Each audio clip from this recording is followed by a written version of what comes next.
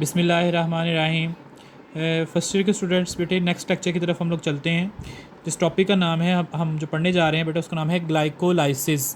Book पे topic होगा glycolysis और इसके नाम से आपको इस तरह से एक बेटे ये जो है वो आपको स्ट्रक्चर सा नज़र आएगा। इस टॉपिक को आज हम देखते हैं ग्लाइकोलाइसिस क्या है। बेटा ग्लाइकोलाइसिस जैसे कि हम लोग प्रीवियस लेक्चर में पढ़ चुके हैं कि रिस्पायरेशन के दौरान जो ग्लूकोज़ हमारे पास बनता है उस ग्लूकोज़ को एक्चुअली हमने इस प्रोसेस में ब्रेक डाउन करना है। ग्लाइको मीन ग्लूकोज़ और लाइसिस मीन ब्रेक डाउन, मतलब कि ग्लूकोज़ की ब्रेक डाउन करनी है हमने इसमें। ये जो ग्लाइकोलाइसिस है ये हमारे सेल में किस जगह पे हो रहा होता है, तो एमसीक्यूज़ याद रखिएगा, it take place in the cytoplasm. तो ग्लाइकोलाइसिस का जो प्रोसेस है बेटे वो साइटोप्लाज्म के अंदर हमारे पास जो है वो हो रहा होता है। तो इस ग्लाइकोलाइसिस को कहा जाता है जी breakdown of glucose molecule. तो देखते हैं कि ग्लूकोज़ का मालिक्यूल जो प्रीवियस लेक्चर में हम पढ़ चुके हैं कि ग्लूकोज़ कैसे बना था, उस ग्लूकोज़ के अब ब्रेक डाउन करते हैं और उसको फाइनल रिजल्ट के अंदर जो हम लेके आते हैं। बेटा ग्लाइकोलाइसिस जो है इसको स्टार्ट करने से पहले मैं आप लोगों को दो बातें यहाँ पे बताना चाहता हूँ कि ग्लाइकोलाइसिस के टोटल 10 स्टेप्स हैं हमारे पास। ग्लाइकोलाइसिस के टोटल 10 स्टेप्स हैं जिसमें 5 स्टेप्स जो हैं उसकी प्रेपरेटरी फेज़ के हैं और 5 स्टेप्स जो हैं वो उसकी ऑक्सीडेटिव फेज़ के हैं। प्रेपरेटरी फ़ेज़ जो पहली फ़ेज़ होगी इसमें 5 स्टेप्स शामिल होंगे और जो ऑक्सीडेटिव फ़ेज़ होगी ये सेकंड फ़ेज़ है और इसमें भी हमारे पास 5 स्टेप्स शामिल होंगे। बेटा जो प्रेपरेटरी फ़ेज़ है ये एक इन्वेस्टमेंट फ़ेज़ है, जैसे आपको नज़र आ रहा होगा मैं लिखा है इन्वेस्टमेंट फ़ेज़। किस चीज़ की इन्वेस्टमेंट करनी है, मतलब कि हमने इसमें एटीपी को यूज़ करवाना है, हमें एटीपी का नुकसान होगा, एटीपी लॉस में जाएगी, यहाँ पे एटीपी को इस्तेमाल करेंगे हम लोग। इसी तरीके से जो हमारे पास ऑक्सीडेटिव फेज़ होती है इसे हम लोग पे ऑफ फेज़ कहते हैं और ये गेन ऑफ एटीपी होता है और इसमें हमारे पास टोटल 4 एटीपीज़ जो हैं वो एक्चुअली गेन होते हैं। तो टोटल नेट गेन जो ग्लाइकोलाइसिस का है वो 4 एटीपी है और 2 एटीपीज़ जो हैं वो हम लोग इसके अंदर यूज़ करते हैं। अच्छा देखिएगा ज़रा ग्लाइकोलाइसिस कैसे स्टार्ट होगी। बेटा सबसे पहले हमारे पास जो ग्लूकोज़ हमारे पास मौजूद है जिसको हम लोग रिस्पायरेशन के नतीजे में बना चुके हैं हमारी बॉडी के अंदर, जो फूड है जब वो उसकी ऑक्सीड जो है वो आपके पास ब्रेक डाउन हो चुकी होती है तो वो कन्वर्ट हो चुका होता है ग्लूकोज़ के अंदर। अब ये जो ग्लूकोज़ है ये फर्दर यहाँ पे टूटता है, मतलब कि कह लें कि ग्लूकोज़ है ये कन्वर्ट होता है ग्लूकोज़ 6 फास्फेट के अंदर। अब आपको पता है जी ग्लूकोज़ क्या है बेटा, ग्लूकोज़ एक 2 3 4 5 और 6, बेटा ये 6 मालिक्यूल के ऊपर मुश्तमिल एक हमारे पास क्या है, एक स्ट्रक्चर है, एक 6 मालिक्यूल 6 कार्बन के मालिक्यूल के ऊपर मुश्तमिल C6H12O6, आपको इसका फार्मूला पता है। तो ग्लूकोज में 6 कार्बन जो है हमारे पास मौजूद होते हैं। ज़रा यहाँ पे देखिएगा कि ATP का मालिक्यूल यहाँ पे यूज़ होगा, ATP यूज़ होगी, ATP कन्वर्ट होगी ADP के अंदर और यहाँ से फास्फेट का मालिक्यूल जो है वो क्या होगा, रिलीज़ हो जाएगा। अब इस ग्लूकोज़ ने ये जो कार्बन 6 वाला ग्लूकोज़ था इसमें कार्बन नंबर जो 6 है उस पर जो है वो फास्फेट का मालिक्यूल अटैच हो जाता है, इसलिए इसका नाम क्या हो जाता है, ग्लूकोज़ 6 फास्फेट। आई थिंक आपको ये समझ लग गया होगा कि ग्लूकोज 6 फास्फेट में कैसे कन्वर्ट हुआ।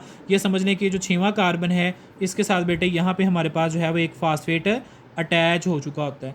तो लाइक ये कहा जाएगा कि ग्लूकोज जो है वो कन्वर्ट हो गया ग्लूकोज 6 फास्फेट के अंदर। इसी तरीके से ग्लूकोज कह लें कि अपनी ही ग्लूकोज की एक आइसोमर शेप है जिसे हम लोग फ्रुक्टोज कहते हैं। ग्लूकोज से वो फ्रुक्टोज में कन्वर्ट होता है। याद रखिएगा बेटा ग्लूकोज एक एल्डिहाइड शुगर है और जो फ्रुक्टोज है ये एक एल्डोज शुगर है। सिर्फ फ़र्क फार्मूला वही होता है, सिर्फ स्ट्रक्चर में थोड़ा बहुत चेंज आता है। आइसोमर स्ट्रक्चर हैं, आइसोमर चेंज हो जाता है, यहाँ पे ग्लूकोज से फ्रुक्टोज में चेंज होगा। अब फ्रुक्टोज 6 फास्फेट बन चुका है वो यहाँ पे। अब ये जो फ्रुक्टोज 6 फास्फेट है ये नेक्स्ट यहाँ पे अगले फेज़ में जब जाएगा तो ये फ्रुक्टोज 1,6 बिस फास्फेट बन जाएगा। 1,6 का मतलब क्या है, जैसे आपको पता है जी ATP यूज़ होगा, इधर ATP कन्वर्ट होगा ADP के अंदर और यहाँ से फास्फेट का मालिक्यूल रिलीज़ हो जाएगा। ATP जब यहाँ पे टूटेगी तो फास्फेट जो होगा ATP का आखिरी फास्फेट होगा वो रिलीज़ होगा और यहाँ ADP में कन्वर्ट हो जाएगा वो।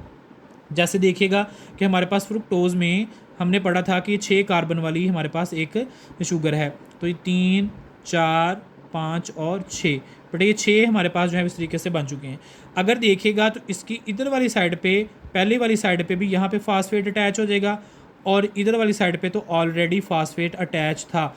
तो 6 पे अटैच था फास्फेट, अब 1 पे भी अटैच हो गया क्योंकि 2 फास्फेट अटैच हो चुके हैं, इसलिए इसे 1,6 बिस फास्फेट का नाम दे देते हैं। ये फ्रुक्टोज 1,6 बिस फास्फेट नेक्स्ट कन्वर्ट होगा बेटे ग्लिसर एल्डिहाइड 3 फास्फेट के अंदर। बेटा ये ग्लिसर एल्डिहाइड 3 फास्फेट में कन्वर्ट होगा और साथ ही ये कन्वर्ट होगा डाई हाइड्रोक्सी एसीटोन फास्फेट के अंदर। अब देखिएगा कि जो फ्रुक्टोज है ये 2 चीज़ों में कन्वर्ट हो रहा है, यहाँ पे ये 2 स्टेप्स में चला जाता है। यहाँ पे देखिए मैंने प्लस का निशान लगाया है कि फ्रुक्टोज से एक तो बन जाएगी ग्लिसर एल्डिहाइड 3 फास्फेट और एक बेटा इससे बन जाएगी डाई हाइड्रोक्सी एसीटोन फास्फेट। अब एक में एल्डिहाइड शुगर है याद रखिएगा और एक के अंदर जैसे देखें ये एसीटोन लिखा हुआ है तो इसका मतलब है यहाँ पे कीटोन शुगर जो है वो अटैच है। तो फ्रुक्टोज कन्वर्ट हो चुका है ग्लिसर एल्डिहाइड 3 फास्फेट में भी हाफ, और हाफ जो है ये डाई हाइड्रोक्सी एसीटोन में कन्वर्ट हो गया। कैसे कन्वर्ट हुआ ये देखिएगा कि ये जो फ्रुक्टोज था एक्चुअली हमारे पास 1 2 3 4 5 6 कार्बन पर शामिल था। बेटे यहाँ से 3 कार्बन स्प्लिट कर जाते हैं, 3 यहाँ से चले जाते हैं ग्लिसर एल्डिहाइड 3 फास्फेट के पास और 3 जो हैं यहाँ से कन्वर्ट हो चुके होते हैं डाई हाइड्रोक्सी एसीटोन के पास। तो यहाँ पे ये याद रखिएगा कि एक जो है ये यहाँ से 1 2 3 ये आपके चले जाएंगे ग्लिसर एल्डिहाइड 3 फास्फेट के साथ और एक जो है वो आपके पास चले जाएंगे डाई हाइड्रोक्सी एसीटोन फास्फेट के पास। अब यहाँ पे ये 5 स्टेप पूरे हो चुके हैं। इस फेज़ को हम लोग प्रेपरेटरी फेज़ कहते हैं। प्रेपरेटरी फेज़ में हमने 2 चीज़ें जो हैं वो बना ली हैं, ग्लिसर एल्डिहाइड 3 फास्फेट बना लिया, डाई हाइड्रोक्सी एसीटोन फास्फेट बना लिया। स्टेप्स गिन लीजिएगा 1 2 3 4 और ये 5वां स्टेप है जिसमें ये 2 चीज़ें बन जाती हैं। बेटा नेक्स्ट जिस फेज़ में हमने ऐड होना है उसे ऑक्सीडेटिव फेज़ का नाम दिया जाता है। ऑक्सीडेटिव फेज़ को हमने पे ऑफ फेज़ का नाम दिया। अब देखते हैं कि ग्लिसर एल्डिहाइड 3 फास्फेट और डाई हाइड्रोक्सी एसीटोन फास्फेट कैसे आगे प्रोसेस को चलते हैं।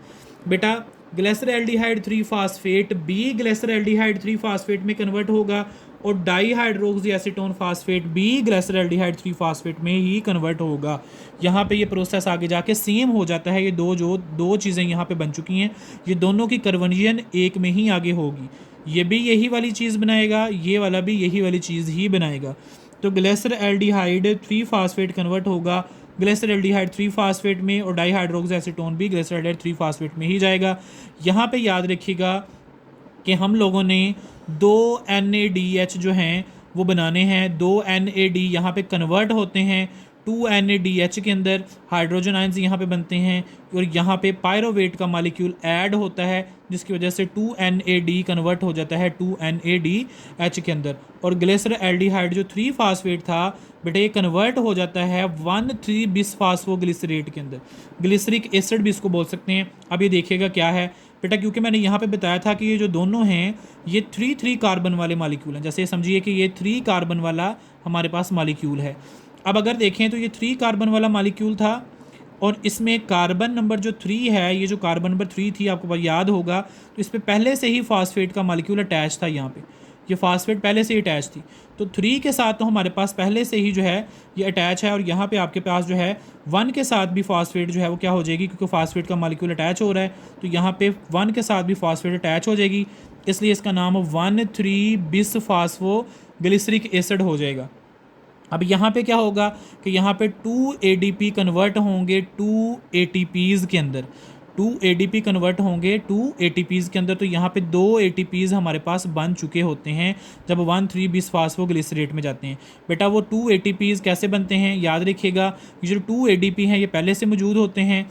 2 ATP कैसे बनते हैं, क्योंकि यहाँ से ये जो कार्बन नंबर ये पहली वाली कार्बन के साथ जो फास्फेट होता है ये यहाँ से टूटता है और यहाँ पे यूज़ होता है, ये ADP कन्वर्ट हो जाती है ATP में, डाई फास्फेट से ये ट्राई फास्फेट में कन्वर्ट हो जाता है, क्योंकि यहाँ से 1 नंबर वाला जो होता है फास्फेट वो रिमूव हो जाता है, फास्फेट निकल जाती है और वो ATP बनाने में हेल्प करती है।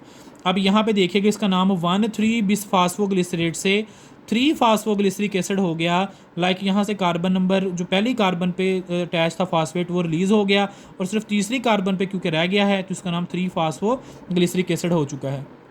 अब ये 3 फास्फोग्लिसरिक एसिड कन्वर्ट होता है 2 फास्फोग्लिसरिक एसिड में। ये 2 फास्फोग्लिसरिक एसिड क्या है ये ज़रा देखिएगा, ये क्योंकि हमारे पास 1 2 3 कार्बन है तो 3 कार्बन वाला कंपाउंड ही ये हमारे पास है और इसमें क्योंकि ये पहले तीसरी कार्बन के साथ फास्फेट अटैच था अब ये दूसरी कार्बन के साथ फास्फेट अटैच हो जाएगा, इसलिए इसका नाम जो है वो फास्फोग्लिसरिक एसिड हो जाएगा। 2 फास्फोग्लिसरिक एसिड बन जाएगा 3 फास्फोग्लिसरिक एसिड से। और इसी के साथ जैसे ही ये अपनी पोजीशन को चेंज करेगा तो यहाँ पे वाटर का मॉलिक्यूल क्या होगा, रिलीज़ हो जाएगा बेटे यहाँ से। अब ये 2 फास्फोग्लिसरिक एसिड जो है कन्वर्ट होगा फास्फोइनोल पायरुविक एसिड में। यहाँ पे जो फास्फेट कार्बन नंबर 2 पे जो फास्फेट अटैच थी, ये फास्फेट जो है फर्दर यहाँ पे यूज़ होगी, वो फास्फेट भी इधर से टूटेगी, रिलीज़ होगी यहाँ पे फास्फेट, और वो 2 ADP कन्वर्ट होंगे 2 ATP में।